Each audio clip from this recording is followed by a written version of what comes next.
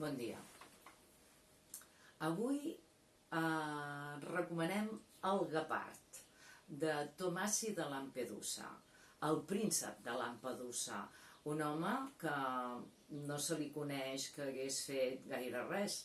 Sí que era un bon lector, sí que tenia una bona biblioteca i al final de la seva vida va escriure aquesta novel·la, El Guepard, que després, més tard, Luchino Visconti la va passar a la pantalla gran. Va fer la pel·lícula, que hi sortia Burt Lancaster, la Claudia Cardinale, l'Alain Delon. Mireu, Tomasi de Lampedusa va néixer el 1896 i va morir el 1957. Un any més tard es va publicar aquesta novel·la. Sembla que el protagonista de la novel·la, el príncep de Salina, és l'avi de l'autor.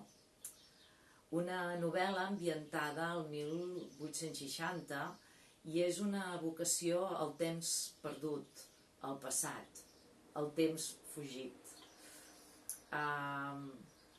El retrat d'una aristocràcia que comença a fer malves i vol mantenir els seus privilegis.